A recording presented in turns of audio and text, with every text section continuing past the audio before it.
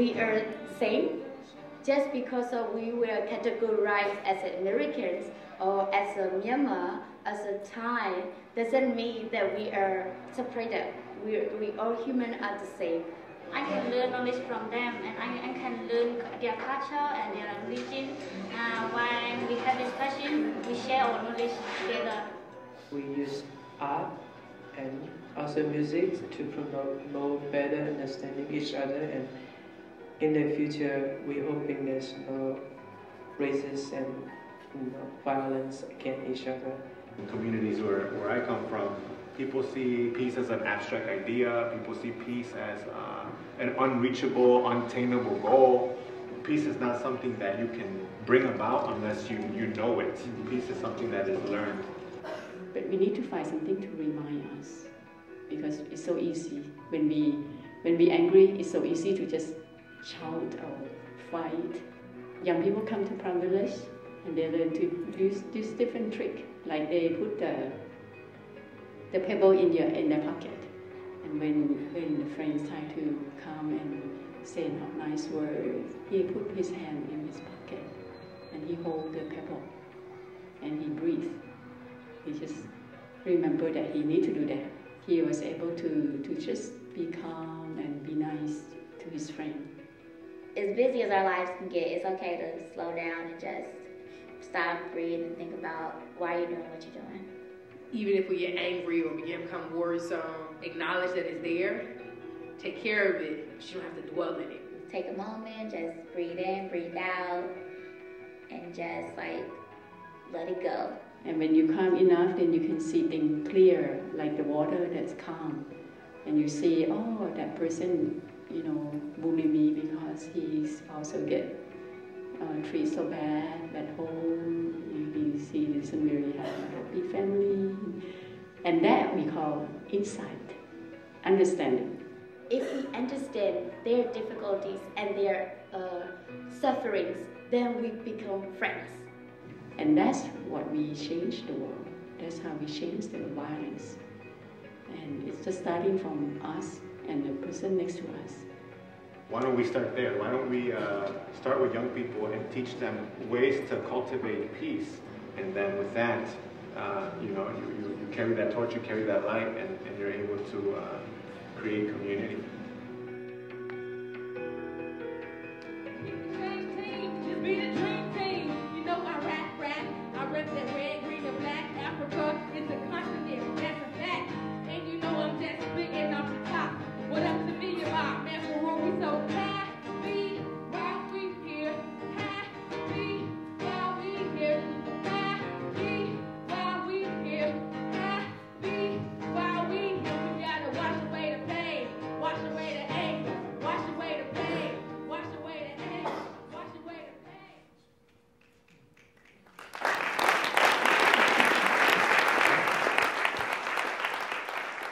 I'll just introduce the panel now as they get set up. Our first panelist is FM Supreme, who you saw in the video. She's the founder of the Chicago International Youth Peace Movement and the co-founder of the Peace Exchange Chicago Asia 2013. Jeff McCarter is the founder and executive director of Free Spirit Media in Chicago, which provides education, access, and opportunity in media production to over 500 underserved youth every year. He's also an emerging leader at the Chicago Council on Global Affairs. Kiran Sethi is the 2013 Koldyke Fellow, and she got the Koldyke Fellowship in recognition of her efforts to generate innovative solutions to challenges in India's educational system, which have since been replicated globally. She's the founder and director of Riverside School in Ahmedabad, India, and the founder of Design for Change and the founder of Approach. And tonight's moderator is Roseanna Ander. She's the founding executive director of the University of Chicago's Crime Lab and Urban Education Lab. In 2011, she was named the co-chair of the Mayor-elect Rahm Emanuel's Public Safety Transition Committee, and she's also an emerging leader at the Chicago Council on Global Affairs. Please join me in welcoming our panelists.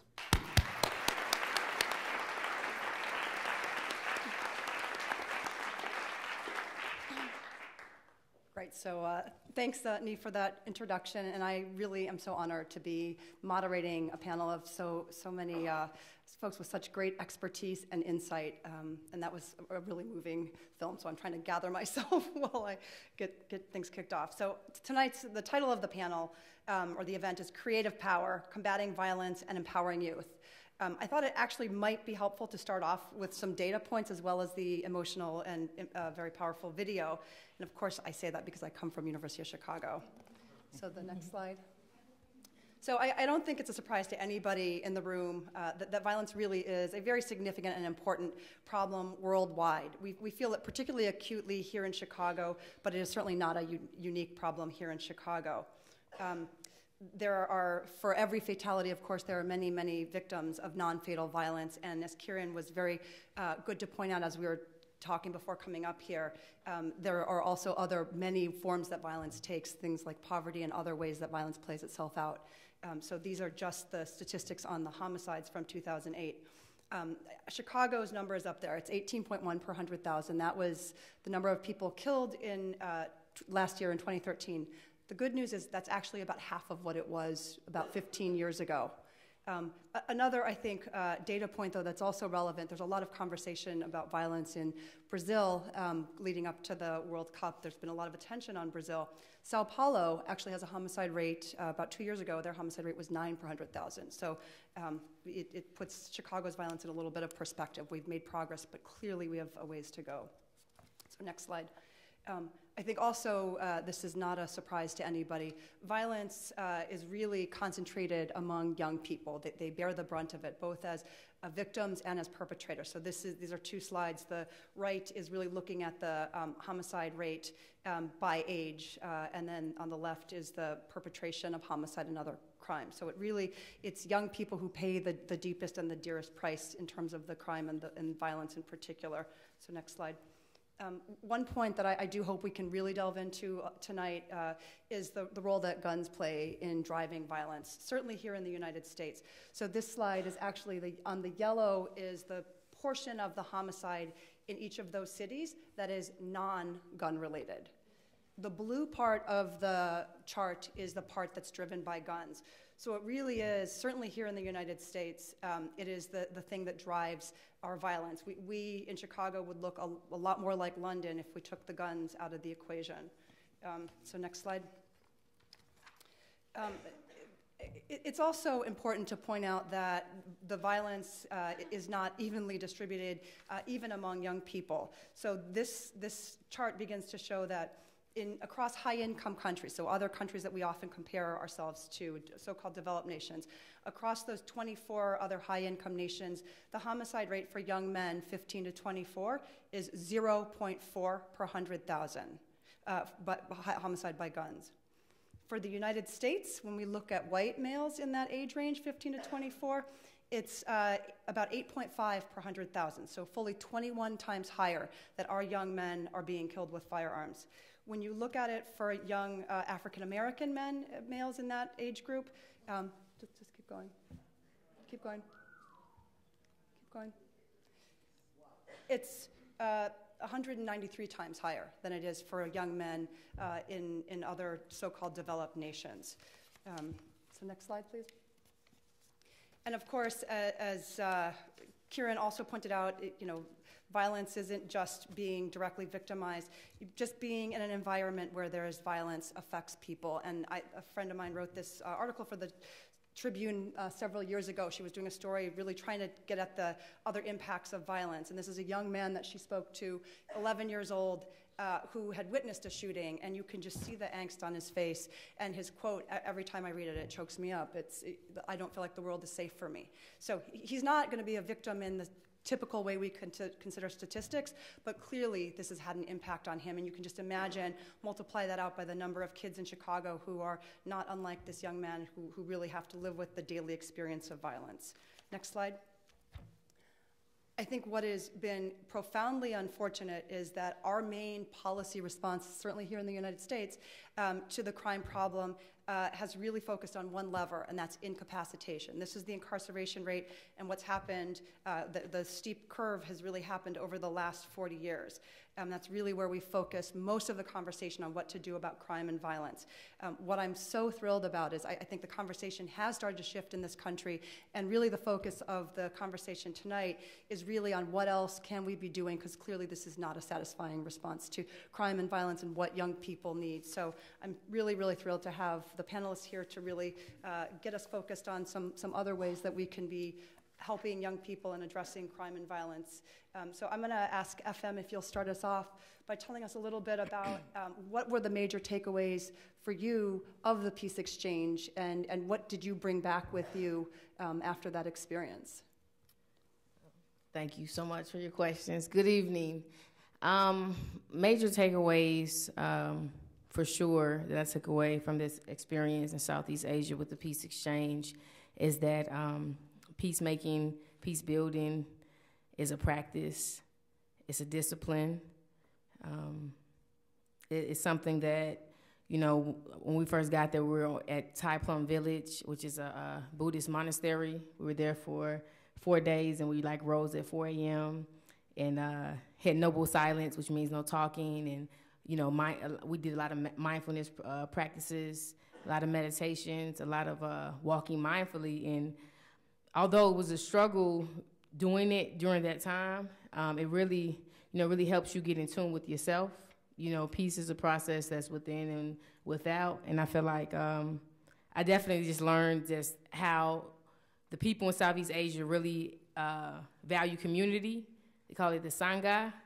And, you know, peace, you know, if we're going to make peace a way of life, then it has to be a community effort. It just can't be one person doing it. It has to be. So that's what I really took away from that experience. Great. And I know, Jeff, you and your group followed along and documented it, so we now have this wonderful and moving film. So I'd love to hear more about what the experience was like for you and for the young people that got to come along and make the film. Yeah. Good evening, everyone. It's great to be here. Thanks. Good question. Unfortunately, I was not on the trip. Though that was a personal choice to be with my family over the holidays, I was really thrilled and honored that Free Spirit Media was able to send 2 of our alumni and one of our very talented staff with the Peace Exchange. And one of those young men was Tim McBride, was one of the peace builders, a peer of FM's and studying this practice of peace. And the other, Jimmy Love, an alumni, is now a professional cameraman working in Chicago, and he was able to take a little time away from film and TV production to have this amazing experience to travel across the world. And for me, this is really the epitome of what Free Spirit Media can offer. Every year in Free Spirit Media programs, we produce about 800 pieces of media, and most of those are youth-led and youth-produced completely. This one represents a unique partnership, a commissioned project where young people are able to develop professional skills as they do what we do throughout Free Spirit Media, which is tell crucial stories, and tell those stories from the perspective of the young people in our programs who are coming from the west side and the south side of Chicago. Great. So, Kiran, we started the conversation as we were sitting there, and it was really striking when I was pulling the data for the slide that I kept thinking, is this accurate? And it sounds like the homicide rate for India is actually surprisingly low, or I found surprisingly low. So, but you were pointing out that obviously violence is not just about the sort of most lethal part of violence. There are many ways that it plays itself out. So I don't know if folks in the audience know much about your work. You're here visiting on the Koldyke Fellowship, so it would be great if you could talk a little bit about your work and how you view violence more broadly and the work that you're doing to really try to have an impact on it. Yeah. Hi, and a big namaste from India. I work with children, but I'm a designer by profession, so a lot of what we see is this whole idea of how a community comes together. How do you understand the design is about an intentional act of making a difference and not just being different. So the work that happened from the school that I started was actually an act of violence against my son. And the whole idea of that violence was not a physical violence, but it was a mental violence. If you remove choice from a child's mindset and tell the child that he's nothing, he's stupid, he doesn't know anything, that's an act of violence in my books. So it doesn't have to be a physical mark on your body, but it's a really huge mental scar. So violence can come in many ways, and I think our youngest, and our most vulnerable are our children, and it's so easy to be violent. The moment we deny, we exclude, we boycott, we sort of humiliate, it's an act of violence. So the school that I started was really in response to that, and to say how do our children really believe that they are powerful and empowered and can be change makers and make the world a better place, because that's what they come with. No child walks into this world violent, right? It's somewhere they learn it. It's a learned habit, just like we can learn to be peaceful, like what FM said, it's a discipline and it's a habit. The same thing happens with our minds. But very early we tell our children in the environments that we live in that they don't have the right to feel safe. So that concept of mental safety is very, very important for physical safety. So the moment you're mentally safe, you're not jostling for space. And you're not fighting for space. You're not fighting for your voice to be heard. And the moment you are peaceful inside, you're able to understand that the other is equally, important to the building of an entire nation or one's own self. So Riverside, the school, actually was an attempt to address that violence. So in a way, it's not guns, it's not physical, it's not a conflict in that way. Subsequently, looking at what it was doing to the children at Riverside, and this mental safety does wonderful things to the mind. And they feel confident, and they have this creative agency that they can make a difference. We took this spirit to the city, because a city has to believe in its child. A city, the violence that the city does to its child doesn't have safe places for children. So we have 250 TV channels, but we don't have safe spaces for our children. So our children can't walk out in the street. There is no safe lighting. Children can't board a transport and reach the other side safe. That's an act of violence that a city does, right? And how does a city care for its child? And so we took the dialogue to the city and said, you have to design and nurture childhood. So that became an idea of inclusion again. So we just started closing down the busiest streets for traffic and saying, can all the city come together? And can all the children believe that inclusion is a story of compassion? Inclusion is a real story of compassion, right? You don't exclude, you don't lock doors, you don't build physical borders, because it's all here, all the mental borders here. So we opened up spaces, we got everybody on that space. So I think in many ways, these violence, which probably Chicago or the way you all understand it in the US, is very different. And then we have the looming presence of Mahatma Gandhi, so that works well for us. Right. So FM, clearly your trip has really moved you, or it was something that really helped you grow. And I'm curious, now that you're back in Chicago, how are you applying what you learned there here in the work that you do and the interactions that you have with people, and how receptive are kids, because you're still very young, kids your age, how receptive are they to sort of following your example? Well, to answer your first question, what am I doing now to apply what I've learned? I think, we've been back about a month. We got back January 10th, so a month and a few days. And we're actually preparing a curriculum so that we can take and share what you guys saw was a 4-minute preview of a 15-minute documentary that Free Spirit Media is producing. And so pretty much we're juxtaposing our 15 days in Southeast Asia into 15 minutes to share with urban youth. And just not even just urban youth, just people in general. So we're creating the curriculum, and we intend to reach over 1,000 youth plus via schools, churches, community organizations, and, having peace circles and really emphasizing the importance of the Sangha, the community that was so emphasized on our trip during our stay with the monastics. For me personally, I think that I'm becoming more patient with people. Not that I'm impatient or anything, but I think that being in Southeast Asia and being with people who are not so aggressive and very slow, like they, very mindful, like mindfulness is a big thing over there.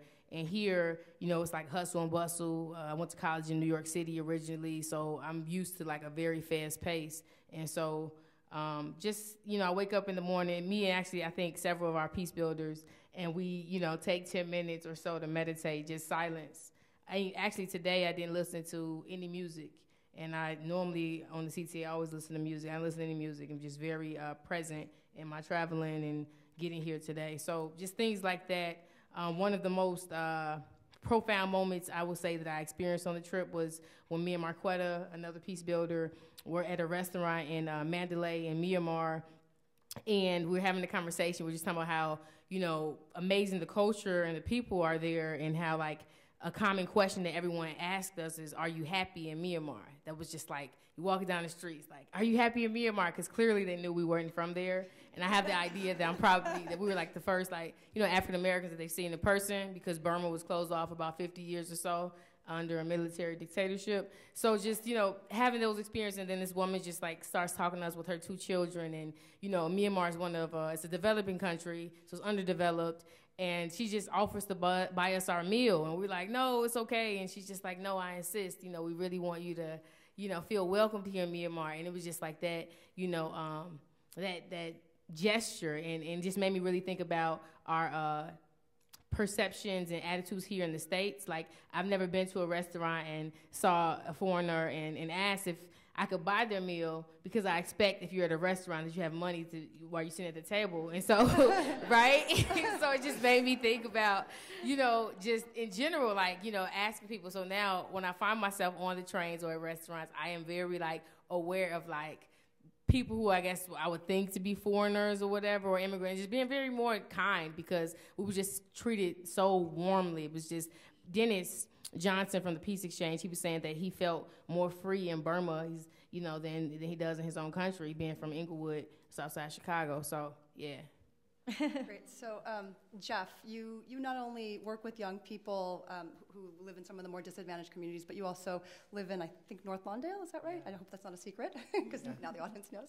I think what is really unfortunate, because in the work that I do, we do get to interact with a lot of young people from Chicago and some of the most disadvantaged and challenged neighborhoods. The headlines that people read about are when things go wrong, when something tragic happens.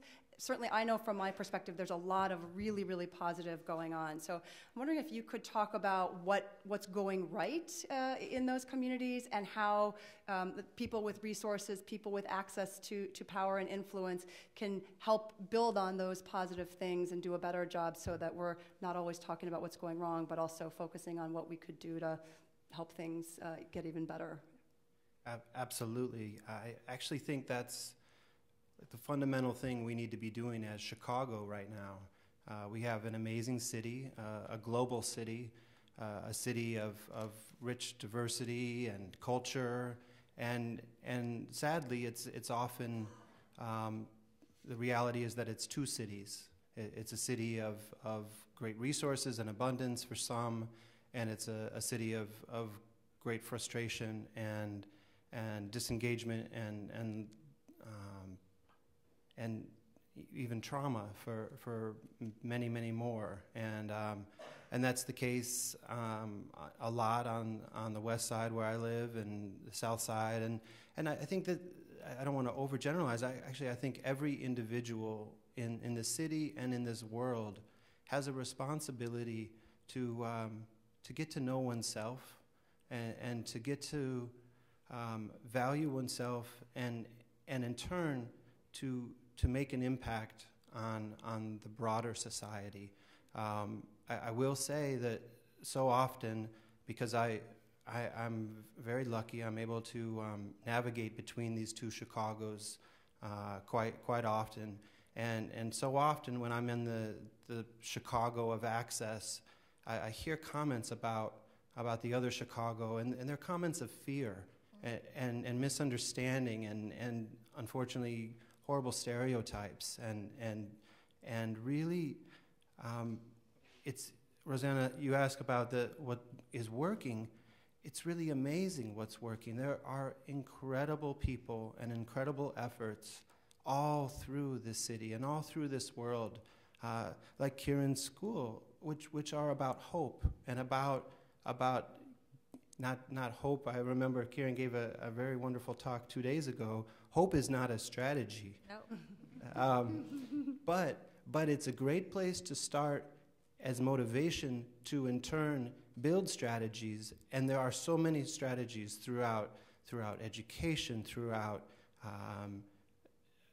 you talk about crime and violence. Our young people, through the Peace Exchange here and through so many of our other initiatives that relate to peace, are promoting alternative forms of justice, restorative justice, peace circles, a sense that communities can heal.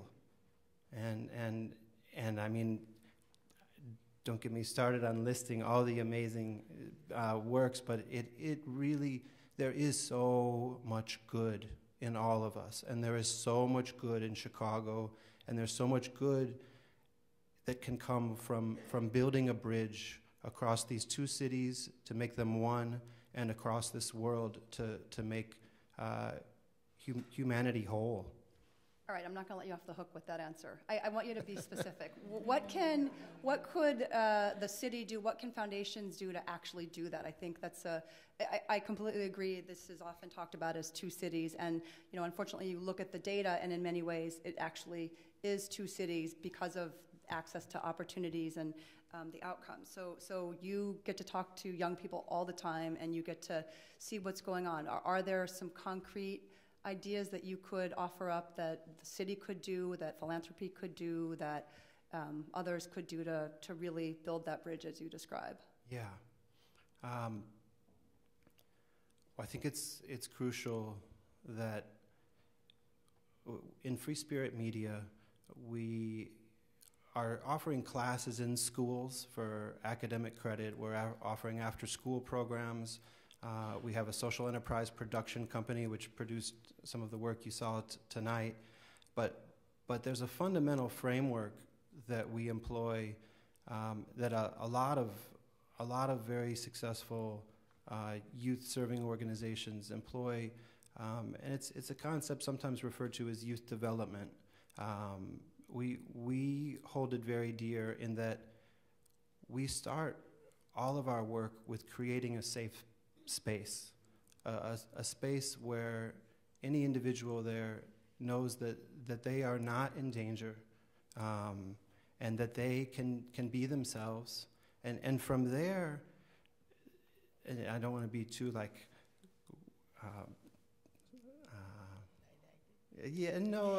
too fluffy and mushy, but it's from there when one can develop from a safe space a sense of self, and then a sense of relating to others.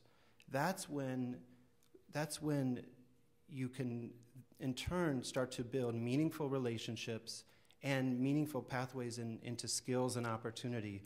To really get to answering your question, I think a fundamental piece of it is to provide tangible opportunities, but not just to say, oh, here's a job, or here's a certain task, but here is a holistic framework that will can offer a brighter direction and a more meaningful direction. And I think, in turn, it's the responsibility of everyone in the city to help build those bridges and to help open those doors. To think of you're taking a trip to the other side of the world and you want a documentary film produced, we'll take some young people who are hungry for this opportunity, and it will change their lives, and you'll have an amazing film in the process. And that's just one example. Great. I'm going to ask Neve, are we going to take questions from the audience or not? Because I want to make sure I leave time for that. Leave 10 minutes. Okay, thank you. Sorry, I should have known that. So I actually have two questions for you. One, Kiran.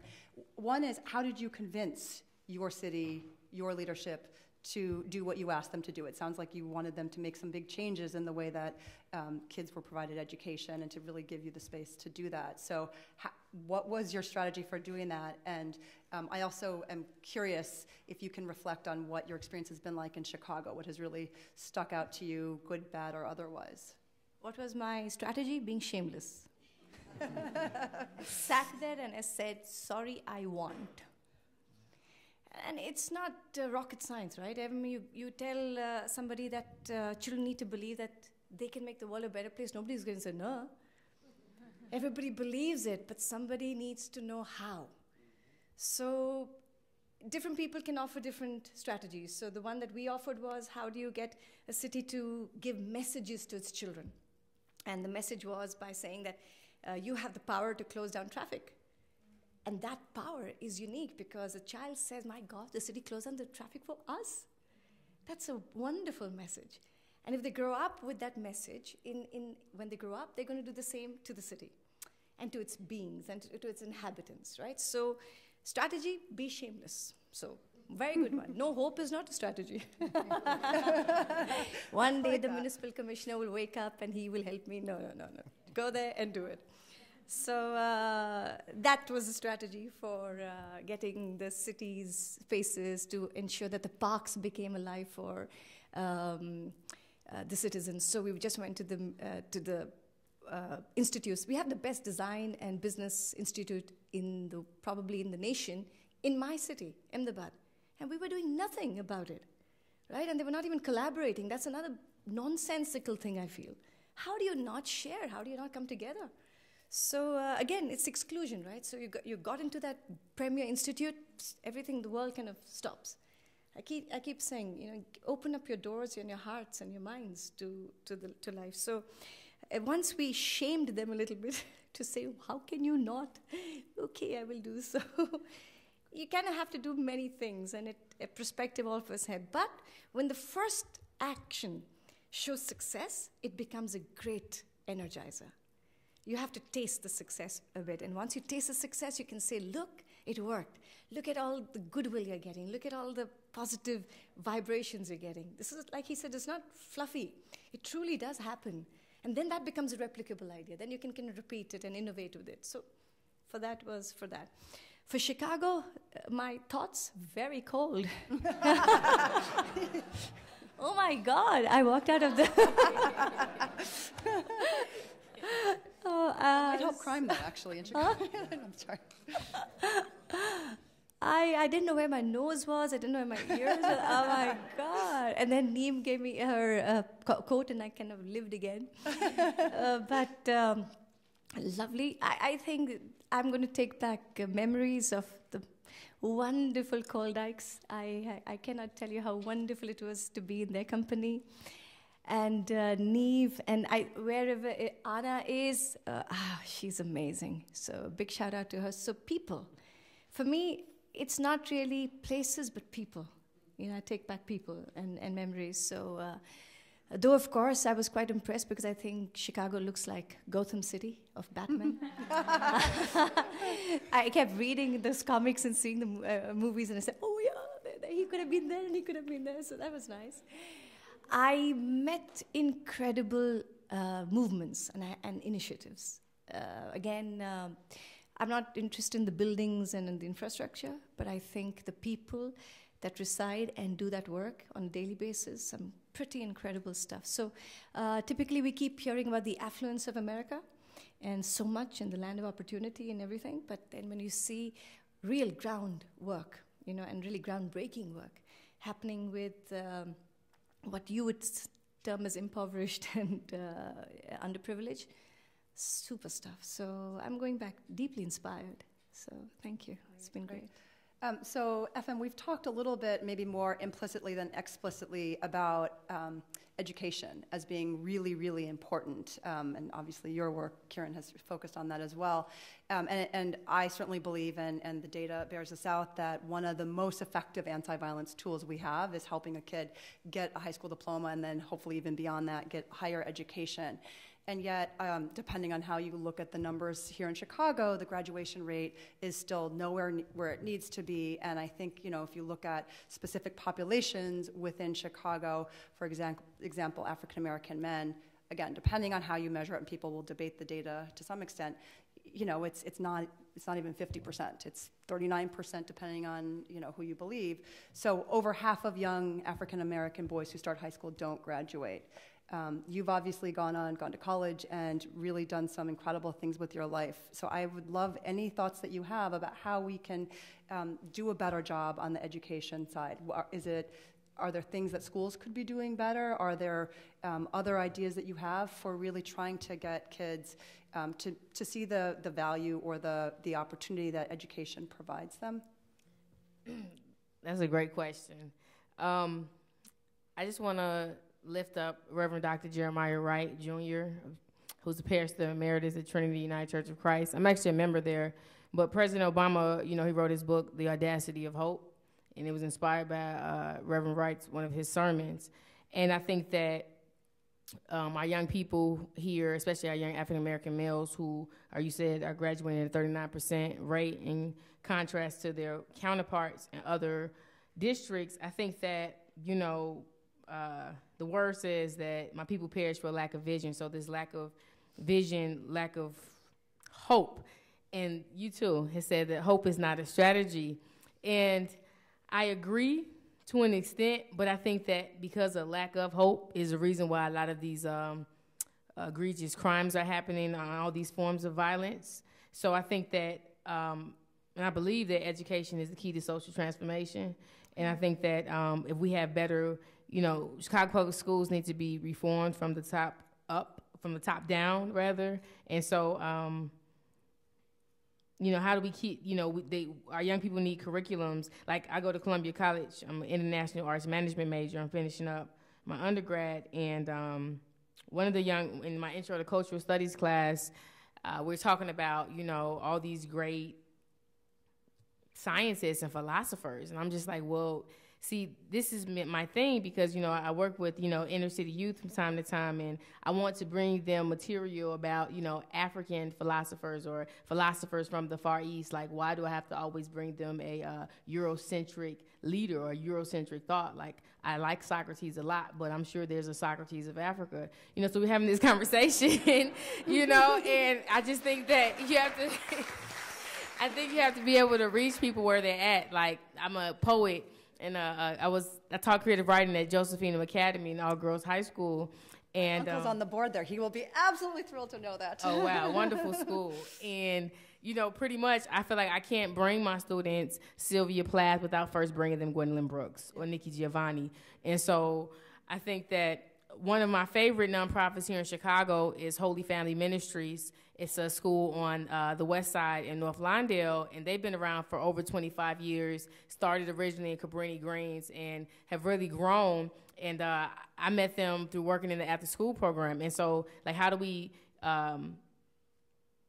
make education cool and make kids want to continue to be engaged and read more? You have after-school programs that have built-in mentorship and tutoring where it's like a part of their day, where it's like they know that once school gets out, like there's a little 15 or 20-minute break, but then there's time where they have a mentor or tutor to help them. And that's what I experienced at Holy Family, and it's just a very blessed and hopeful place. Holy Family is actually a co-founder of the Peace Exchange. They were our fiscal agent for our journey.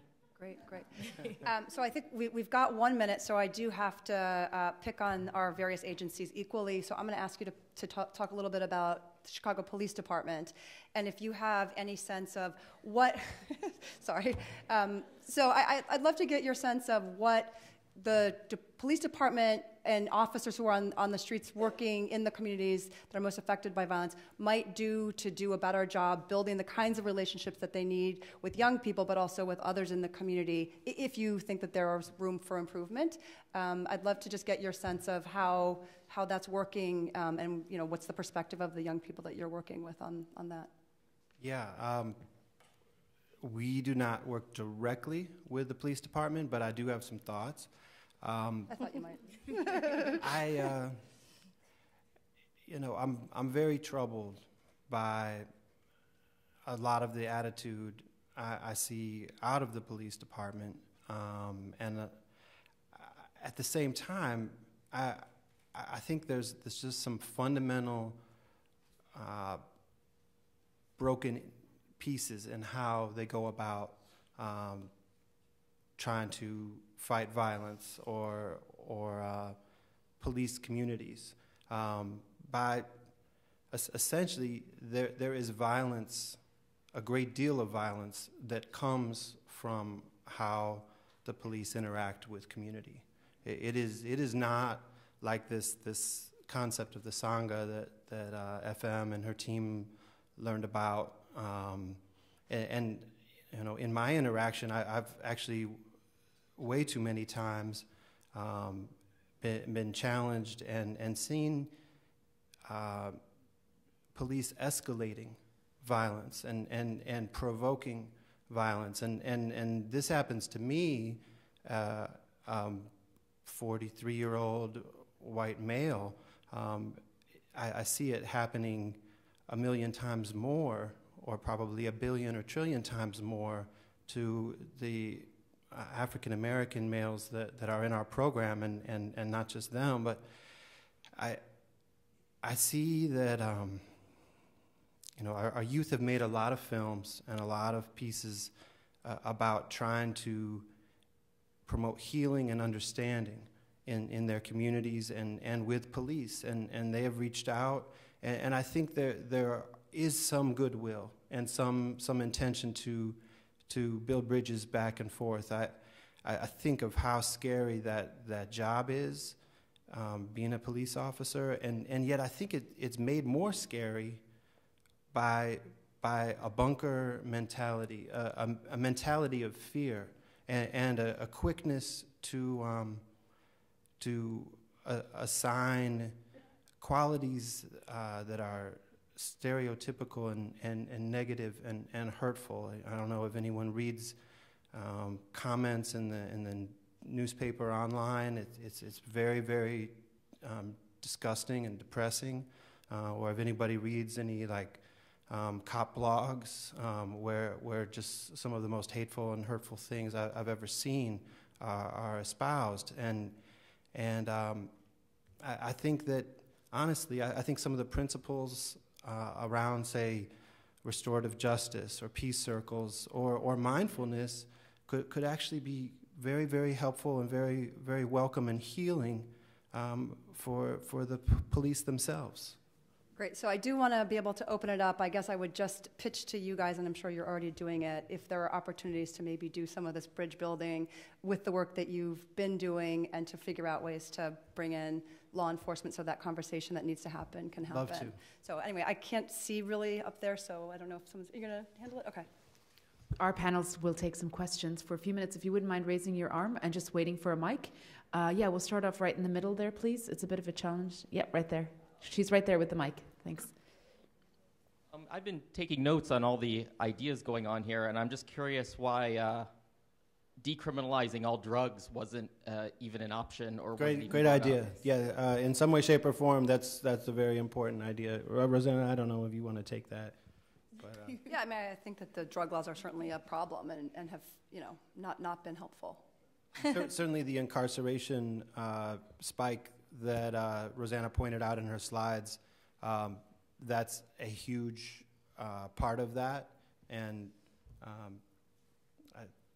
I think, I mean, that is a conversation that's starting to happen. I mean, it's probably not happening nearly as quick as it should. I know Chicago now can do citations, and so they're, you know, it seems like certainly the country is moving more in a more rational policy around drugs. It's obviously not where it needs to be, but that has become part of the public discourse, certainly.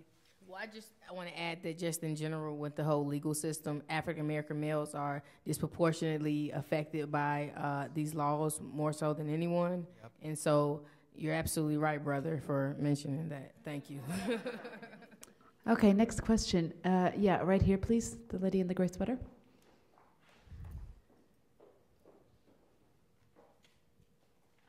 I think my question is kind of directed towards FM and Jeff. As somebody who also is on both sides of the city of Chicago, the city of access, the city of, you know, not access, I'm a big believer in breaking cycles. And how do we, what are your thoughts on how do we integrate our city? You know, until we stop colonizing people and putting them, you know, all in these different neighborhoods, and then we see the people on the access side saying, where are the leaders in that neighborhoods? And I just want to ask, where are you? You know, how do we better integrate our city to help impact and lessen violence? That was a great question, Katie. Well, I think that, you know, integration of our city really starts with just doing it. You know, like We did Transforming Pain to Power. The Peace Exchange, we hosted a day-long youth symposium at Holy Family School back in November. And pretty much some of our volunteers from Columbia College were from different cities and different states. And they're, they hear about the violence. They don't leave off campus. They just stay in the South Loop. So they're not, they hear, you want me to go to the west side of Chicago to do what? I'm like, yeah, it's going to be cool. And so, some of them were very fearful. And it was more so like, it's not really as bad as you think, and you're gonna be safe. Like I wouldn't, invite you to a place where I feel like you're not safe. And so I feel like, we integrate our city by people just, not be, putting out the window their personal prejudices or thoughts about certain neighborhoods, because unfortunately gentrification is real, so it's like the rich is already moving in anyway and buying up all the property and. It's integrating. It's happening right now. Just, I also agree that's a great question, and I would add that everyone, when people get to know each other and get to travel amongst each other, great things happen. And not only do we have this divided city, but we have a very segregated city, and we have a very segregated school system. And when people are just stuck. And again, I've mentioned fear a couple times. Fear perpetuates and shrinks your sense of safety and sense of opportunity. I think there are so many examples where the opposite strategy can work. We need a whole lot more of it. It's wonderful to be here tonight amongst this group. I think of a program that FM was involved with, the Louder Than a Bomb Poetry Slam. That's the nation's largest poetry slam. There are young people that's put on by a wonderful nonprofit, Young Chicago Authors. There are young people all across the city and region that get together as teams, and they bond and they work creatively and they write and they rewrite and they iterate and they explore, and then they get out and they meet each other and they challenge each other and they support each other. You hear some of the little snaps right there. That's a snap of peace and support and promoting creativity and opportunity, and that's just one beautiful, beautiful example. I think we have time for one more quick question. Let's go to the young woman here in the front row, please. After the question, there's another part of the performance, which we're looking forward to, but one more question. I first want to say that I'm very inspired, and I thank each of you for coming out. I work in the Inglewood community. I run a nonprofit, and we teach the youth yoga. And I was very inspired by FM Supreme when she mentioned mindfulness. And we really want to start the dialogue on mindfulness. And I just want to ask, how do you see the practice of mindfulness transforming a community such as Inglewood or North Lawndale or even Austin? Well, it's funny that you asked that question, because I may be crazy in my mind sometimes, but I was on the Green Line on the south side today, and I just had a vision. It's crazy. I don't know. It's crazy because the idea sounds crazy, but maybe in 10, 15 years, it'd be like, that'd be cool. But I had a vision of like the south side of Chicago and some of like the most violent, infested areas, that there being like us building, not just me or my team, but people in general building like a monastic type of community. What we loved about what we saw in Thailand, in Bangkok, and in Southeast Asia was that the family unit, the collective unit, was very much so emphasized and important. On the monastery, we ate 3 times a day, and on a time frame. But it was like you could just tell the environment that would be so dope for our people in our communities, and like to see that. And then like my peace builder brother Dennis, he graduates from Chicago State this year, and he's gonna go and study urban planning, get his master's, and who knows, maybe in 10 to 15 years, he's from Inglewood, he can create some type of urban plan to bring some type of monastic community to the south side and the west side of Chicago and see what that's like. But I have a feeling that some of the crime will go down. Mm-hmm. That's just my idea, I don't know. So, ladies and gentlemen, now we come to a special part of the program. The Chicago Council's been around since 1922, and I don't think we've ever done anything like this. So I'm going to turn the mic over to FM Supreme. Thank you.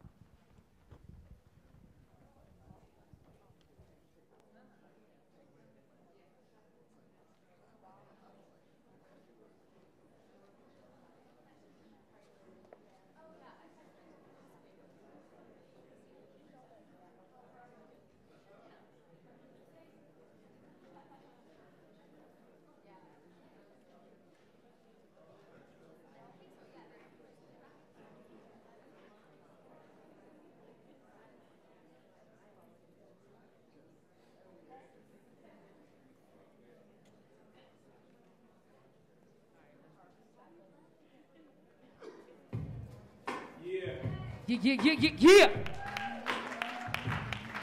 How y'all doing?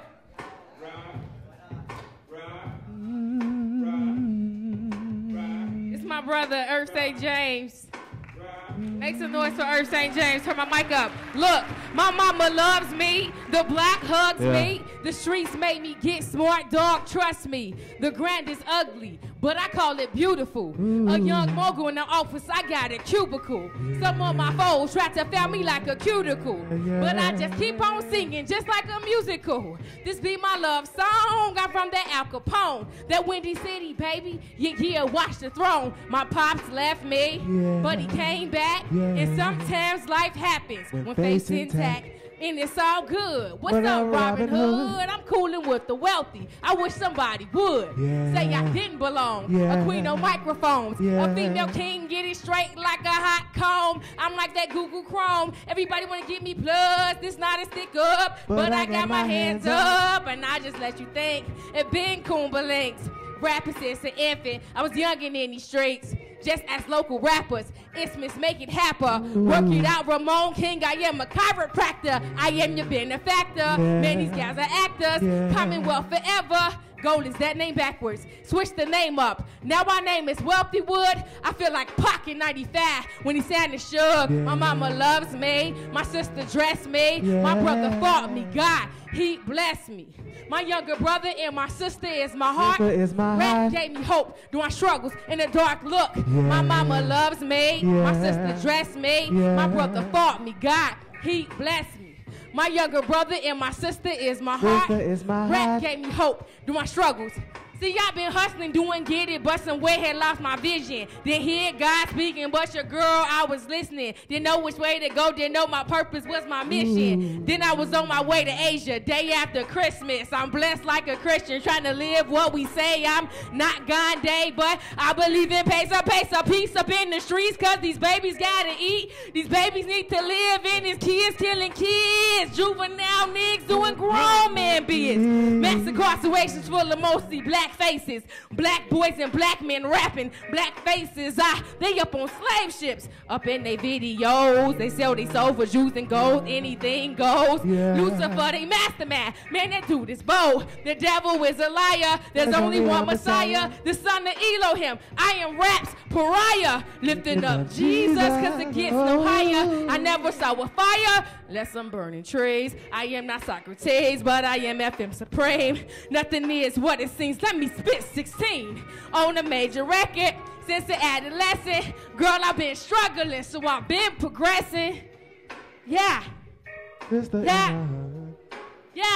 Come on. Look, my mama loves me. My sister dressed me. My brother fought me. God, he blessed me. My younger brother and my sister is my heart. Rap gave me hope through my struggles in the dark. Look, my mama loves me. My sister dressed me. My brother fought me. God, he blessed me. My younger brother and my sister is my heart. Rap gave me hope through my struggles in the dark. I gotta go. I gotta go. I gotta go. I gotta go right now. Blow. I gotta blow. I gotta blow. I gotta blow right now. Blow. I gotta blow, I gotta go, I gotta go right now, blow, I gotta blow, I gotta blow, I gotta blow right now, now.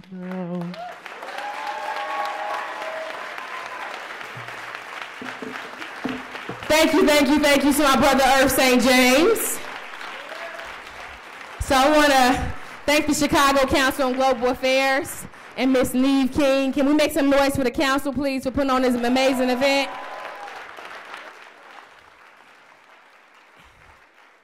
So Neve introduced me to a new genre of music called Bhangra music, which is big in India. So I have a poem that I wrote, and it's over a Bhangra beat. So let's go. I hope you like it, Kiran. Yeah, maybe. Yeah. Can we turn it up a little bit? Thank you. Chicago youth peace stands still on blocks where gunshots fly, astronauts, caskets, chocolate drops, prepubescent, autopsies. Black children, brown children, white children are dying. America's children is flying on a one-way track to heaven knows where, but who really cares? You see, Renisha McBride, victim of homicide, racism justified by policies issued by bona fide, two-faced politicians whose interests are that of corporations that owe reparations for affluent slave plantations that built this nation into economic greatness. You see, our ancestors were patient. Here in this city, women are murdered and buried in wedding dresses. Blood stains hard to wash away like Pinot Noir, dripping on an all-white tux, body stiff like mannequins. And this is not funny. This is not a laughing matter. God bless the child who makes it out of here alive. You see, us, the Peace Exchange, we took a trip across the skies to the other side, to the far east, where the Burmese speak. Migalaba, hello, Migalaba, hello, Migalaba, hello. And their language is unique. You see, the Peace Exchange and the Chicago International Youth Peace Movement is on the journey in these streets. So join us like the army, but we not hurting nobody. Spreading love to nerds and thugs, to Congress. I'm ready to lobby around gun violence in strategic ways to end poverty. My philosophy is this: we can be more than what we see. Everybody needs love. Without it, life has no means. Thank you.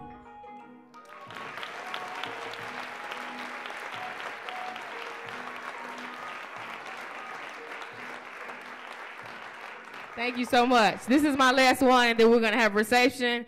And I have push. So push is the hashtag I use. It stands for pray until something happens. It's also a way of life. You feel me? I got a midterm due soon. I got to push. I don't feel like doing it. I got to push, right? You know what I'm saying? Can we turn the music up a little bit?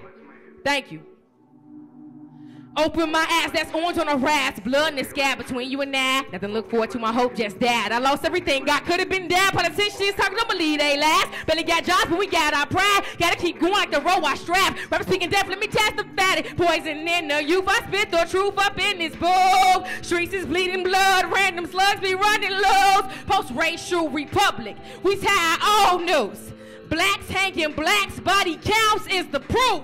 Don't need to read the paper. I get my news from Twitter. Social network is our network. World up broke about to deliver. I'm a saint, I am a sinner. It's not a race, I'm still a winner. Took forever to get where I'm going, cause where I'm going is prepare a dinner for the queen. Just call me FM. This real life, I'm not a freshman. Held back a couple years, I had to learn a couple lessons. No longer an adolescent, my presence leave them guessing. They stressing new competition. I'm pressing your back. Message like push, push, where y'all at? Push, push, push, where y'all at? Push, push, push, you gotta push, you gotta push, you gotta push, I gotta push, push wider. What up, Young Women's Leadership Charter School? Yeah, okay, let's make it, it won't be given, so I gotta take it, rules of the game, stay in my lane up, virtue, it's patience, the world is waiting, they need great music, Tupac Shakur, it's my influence, this is a movement, female Huey Newton, Black Panther Party, police stop shooting before 21, I went around the Atlas, crashing, blasting, I feel like I had magic, cause I had nothing but a pocket full of hope, sponsor myself, never sold dope, never sold drugs, smoke a few trees, sometime my man play tricks on me, yet to reach my epitome, Mary Jane be lying to me, enemy and I believe in her, now I'm leaving her, cause it's time to go, live fast, die youngest, all we know, in the CHICHO, where the youth pop girls drop out of school, head straight to the prison cause they broke the rules, but the system set us up, treated us like some fools, something didn't do the crime, but they paid the dues, I mean they paid the tab, it's not colorblind, new Jim Crow is alive and well, rest in peace, Oscar Grant, Trayvon Martin, Sean Bell, well, just to be served, only time will tell, the movie keep flowing like a running well, reflection in the mirror, your soul's a veil, look yourself in the eyes, so you for real!